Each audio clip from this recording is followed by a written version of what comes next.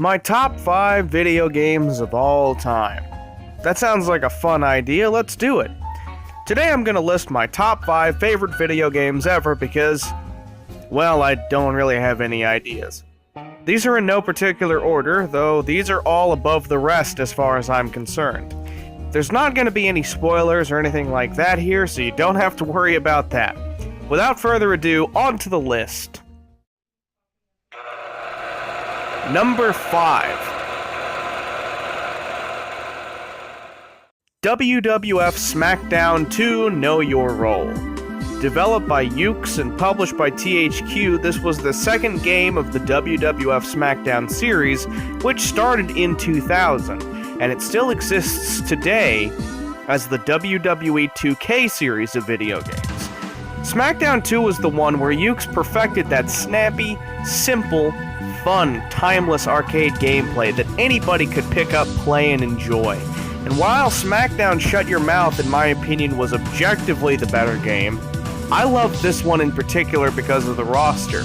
With several Attitude Era favorites like The Undertaker, The Rock, Stone Cold Steve Austin, and several others, this game is a perfect time capsule of the WWF product in 2000, easily their most successful year ever. I would happily recommend this game. Just be warned of the very bad, dreadful load times. This one's available on the PlayStation 1, so you're able to play it on PS1, PS2, or PS3, and I think it's worth checking it out. Number 4. Metal Gear Solid 3 Snake Eater. This is a timeless classic for the most part.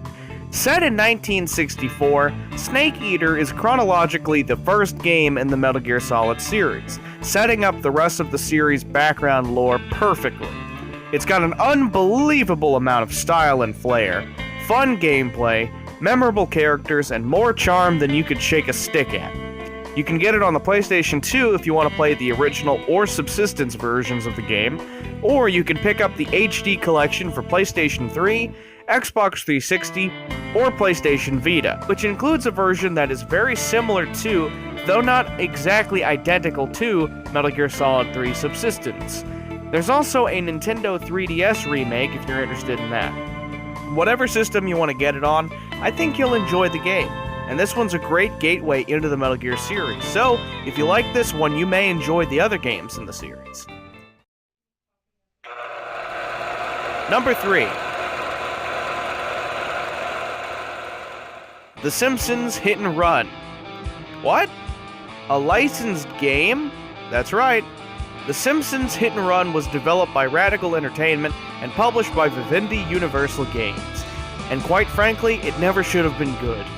Released in 2003, this was one of several games that came out in order to cash in on the crazy success of the Grand Theft Auto series at the time.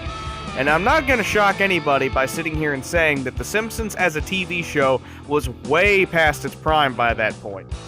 But this game still worked really well. Radical were clearly pretty big fans of the show, and they got the actual writers and actors from the show on board for the project to write and act for the game.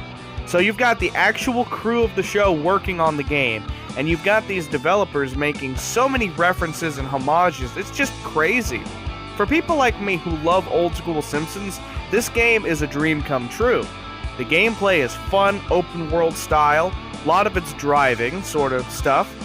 The humor is on point, and the story is simple but enjoyable. I think this one's a pretty underrated gem. Check it out on PlayStation 2, Xbox, GameCube, or if you're lucky enough to find it, on PC. To my knowledge, it's not on Steam. Whatever you get it on, it's good. I think you'll like it. Number 2.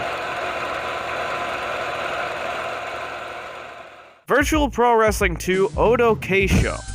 Virtual Pro Wrestling 2 is a Japanese exclusive Nintendo 64 wrestling game, so it's kind of a tough one to find, and it is admittedly a bit of a pain to play if you don't understand Japanese. In my humble opinion, it may very well be the greatest wrestling game ever created. It was developed by Akai Corporation, and it was the 5th N64 wrestling game overall that they released. It was a licensed product for All Japan Pro Wrestling, But VPW2 got away with doing something absolutely clever. It included a ton of wrestlers in the game that they didn't technically have the licenses to use, and it also included the parts that you need in edit mode in order to edit them into their real-life counterparts. In other words, they put everything into the game that you would need to actually make a very accurate representation of Japanese wrestling from 1999 to 2000.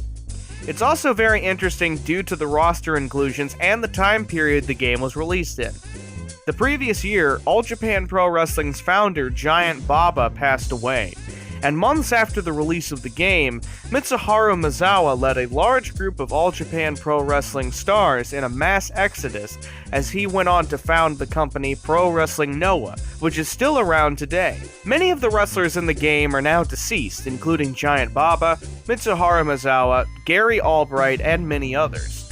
And other wrestlers in the game, such as Johnny Ace and Stan Hansen, retired in the midst of the exodus. With wrestlers from All Japan, New Japan Pro Wrestling, Michinoku Pro, Frontier Martial Arts Wrestling, and even fighters from MMA companies like Pancrase, Rings, and Pride. Along with classic legends like Bruiser Brody, Abdullah the Butcher, the Funk Brothers, Tiger Mask, and even Andre the Giant, this game has an absolutely star-studded roster that serves as a great gateway into Japanese pro wrestling, as well as serving as a fascinating snapshot of Japanese wrestling during a period of massive fluctuations and changes. I know I went for a long time talking about this one, but I believe it deserves every little bit of praise that I just gave it. It's import only for the Nintendo 64. And it is kind of expensive, but if you can spare the $40 to $60+ the game commands, you'll be happy that you did. Before I go to my number one pick, and I know at least one of my real-life buddies is watching this just saying, "Arthur, I already know what your number one is, get on with it." Sorry. But before I get to it, here's some honorable mentions that, while I didn't think they were quite good enough to make the list, I think that they deserve some love too. Here you go. Honorable mentions. WCW NWO Revenge is a fantastic Nintendo 64 game by Akai Corporation, the third overall that they produced. It's not fancy, and it didn't even have Create a Wrestler, whereas later games produced by them did, but it's still solid and worth playing. And it's dirt cheap. Destroy All Humans 2 is one I've already raved at length about. It's on PlayStation 2, Xbox, and PlayStation 4. As I mentioned in the review of that game, however, it is not backwards compatible with the Xbox 360, so be advised if you are looking at playing it on that. Jak and Daxter The Precursor Legacy is good, clean fun for the PlayStation 2, PlayStation 3, or even the PlayStation 4 at this point, if I'm not mistaken. And the last honorable mention goes to Grand Theft Auto. Which one? All of them! I might rank them all in their own video at some point, but the truth of the matter is, pretty much all of them are worth playing, so I'm just gonna say all of them. And now, number one. Fallout New Vegas. Yep, my number one pick is Fallout New Vegas. I love absolutely everything about this game. I got into the Fallout series with Fallout 3. So I have a lot of sentiment, and I owe Bethesda a debt of gratitude.